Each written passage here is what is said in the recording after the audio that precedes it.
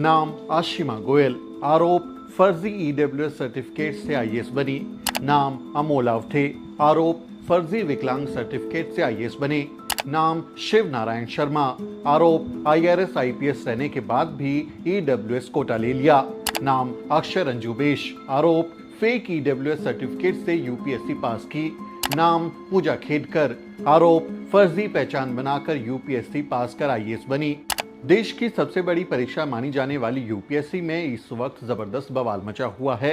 UPSC में घोटाले और फर्जीवाड़े के आरोप लग रहे हैं और इसी बीच यूपीएससी के चेयरमैन ने अपने पद से इस्तीफा भी दे दिया। ऐसे वक्त में जब कई लोगों पर फर्जी तरीके से आईएएस आईपीएस बनने का आरोप लगा है, तब यूपीएससी के अध्यक्ष मनोज सोनी ने अपना इस्तीफा दे दिया। उन्होंने अपना कार्यकाल पूरा होने से पहले ही इस्तीफा दे दिया है, राष्ट्रपति को भेज दिया है। मनोज सोनी का कार्यकाल 2029 में होने वाला था, लेकिन उन्होंने पहले ही जो है अपना इस्तीफा दे दिया। अब कुछ लोग सवाल पूछ रहे हैं कि क्या यूपीएससी में घोटाले का पर्दाफाश होने के बाद चेयरमैन मनोज सोनी ने अपना इस्तीफा दिया है या फिर इसके पीछे कोई और वजह है। हालांकि मीडिया रिपोर्ट्स में दावा किया गया है कि व्यक्तिगत कारणों की वजह से सोनी पहले ही इस्तीफा दे चुके हैं, लेकिन आगे इस वीडियो में हम आपको सिलसिलेवार ढंग से समझाएंगे कि किस किसने यूपीएससी में फर्जीवाड़ा किया है और कौन कौन फेक सर्टिफिकेट लगाकर आईएएस आईपीएस बन बैठा है। क्रिएटर मुकेश मोहन ने ट्विटर पर कई आईएएस आईपीएस अफसरों पर फर्जीवाड़े का आरोप लगाया है। उन्हीं में से एक है आशिमा गोयल। आशिमा गोयल के बारे में उन्होंने लिखा कि आशिमा ने ईडब्ल्यूएस सर्टिफिकेट बनाने में फर्जीवाड़ा किया और अपने पिता की इनकम कम दिखाकर सर्टिफिकेट हासिल किया और ईडब्ल्यूएस कोटे से वो आईएएस बन गई। वो लिखते हैं, आशिमा से उसके पिता की साल 2017-18 का इनकम का हिसाब मांगा गया। आशिमा ने अपने पिता की इनकम का 73% घटाकर पेश किया तो डीओपीटी व दिल्ली हाई कोर्ट द्वारा पकड़ी गई और रिजेक्ट कर दी गई। ईडब्ल्यूएस के नियम है कि परिवार की वार्षिक आय एप्लीकेशन फॉर्म भरने से 1 साल पहले 8 लाख से कम होनी चाहिए। फिर आशिमा ने 1 साल ड्रॉप किया, पिता की इनकम 8 लाख से कम की और 2019 में फ्रॉड कर चुकी आशिमा 2021 में ईडब्ल्यूएस से आईएएस बन गई। इस बार डीओपीटी और यूपीएससी चुप रहा। अब आप अमोल आठवे से मिलिए। अमोल पर आरोप लगा कि उन्होंने विकलांगता का झूठा सर्टिफिकेट बनाया और वो आईएएस बन गए। ट्विटर पर मुकेश ने उनके बारे में लिखा, अमोल आवटे हैं, सेना में कर्नल के पद पर थे, फिर रिटायर हुए और यूपीएससी 21 में 678वीं रैंक हासिल करके आईएएस बन गए। एक इंटरव्यू में आवटे कहते हैं कि यूएन में सर्विस के दौरान उनका एंकल चोटिल हो गया था। चोट आपके एंकल में लगी थी, लेकिन आपने कोटा PWBD5 यानी मल्टीपल डिसेबिलिटीज का लगाया। साथ ही आवटे एक वीडियो में आईएएस ओमकार शिंदे के साथ बास्केटबॉल खेलते दिख रहे हैं। जब से लोग यूपीएससी स्कैम की बात करने लगे हैं, तब से उन्होंने अपने सभी सोशल मीडिया अकाउंट को डिलीट कर दिया है। यानी अमोल आवटे पर भी फर्जी तरीके से आईएएस बनने के आरोप लगे हैं। अब आप शिव नारायण शर्मा से मिलिए। इन पर आरोप है कि इन्होंने खुद आईआरएस और आईपीएस अफसर रहने के बाद भी ईडब्ल्यूएस कोटा ले लिया और आईएएस बन गए। मुकेश मोहन ने इसके बारे में लिखा, नाम शिव नारायण शर्मा है। 2017 में आईआरएस आईटी 278वीं रैंक हासिल की जनरल कैटेगरी से और 2018 में आईपीएस बन गए 149वीं रैंक हासिल करके, वो भी जनरल कैटेगरी से। 2020 में आईएएस बने, 220वीं रैंक हासिल की, लेकिन ईडब्ल्यूएस कोटे से। आपका इंस्टा पेज कहता है कि आप आईआरएस और आईपीएस रह चुके हैं, ग्रुप ए के 2 पदों पर रहकर भी आप गरीब हो गए और आपको ईडब्ल्यूएस सर्टिफिकेट बनाना पड़ा। गजब की बात है। अब कोई आईआरएस और आईपीएस रहने के बाद भी गरीब ही रहता है, ये तो अपने आप में कला है। अब आप अक्षर अंजुमेश को देखिए। अक्षर अंजुमेश पर आरोप है कि उन्होंने आईआरएस अफसर होते हुए खुद को ईडब्ल्यूएस बताया और यूपीएससी की परीक्षा दी। मुकेश ने अंजुमेश के बारे में लिखा, 2019 में अक्षर अंजुमेश आईआरएस हुए। इनका इंस्टा पेज कहता है कि साहब 2020 से इंडियन रेवेन्यू सर्विसेज में पदस्थ हैं।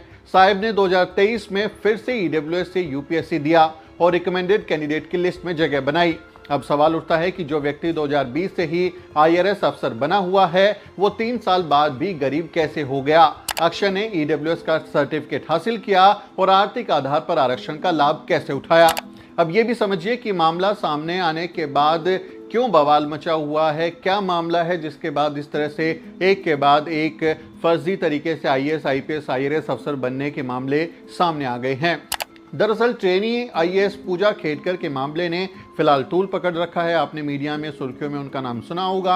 आरोप है कि आईएएस पूजा खेडकर ने फर्जी तरीके से यूपीएससी की परीक्षा पास की। उन्होंने अपने माँ बाप का नाम, पता, मोबाइल नंबर जैसी जानकारियां बदलकर यूपीएससी में तय सीमा से ज्यादा बार परीक्षा दी और आईएएस बन बैठी। उन पर यह भी आरोप है कि उनके पिता की संपत्ति 40 करोड़ है, लेकिन उन्होंने ओबीसी आरक्षण का फायदा लेने के लिए अपने पिता की इनकम 8 लाख रुपए से कम बताई, यानी फर्जी ओबीसी सर्टिफिकेट दिया। साथ ही उन पर आरोप है कि उन्होंने विकलांगता कोटे के तहत भी विकलांग होने का फर्जी एक सर्टिफिकेट बनाया और वो भी दे दिया। तो 2 कोटे ले लिए, ओबीसी का और विकलांगता का कोटा, और वो आईएएस बन गई। अपनी ट्रेनिंग के दौरान ही ऑडी कार में घूमने और वीआईपी नंबर लेकर चलने के कारण वो मीडिया की नजरों में आ गई। अब यूपीएससी ने पूजा खेडकर के खिलाफ एफआईआर दर्ज कराने का निर्देश दिया है और उनकी ट्रेनिंग भी रोक दी है। लेकिन सवाल उठता है कि यूपीएससी कोई छोटी मोटी एजेंसी तो है नहीं। ऐसा तो है नहीं कि गली मोहल्ले में, चौक चौराहे पर, नुक्कड़ पर उसकी एजेंसी चल रही है। फिर भी उसकी नाक के नीचे इतना बड़ा घोटाला कैसे होता रहा?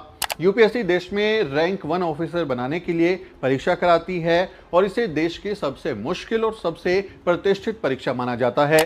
लेकिन यूपीएससी पर घोटाले और फर्जीवाड़े के आरोप लगने के बाद अब यूपीएससी की छवि पर ही ऐसा बदनुमा दाग लग गया जिसे धो पाना बेहद मुश्किल है।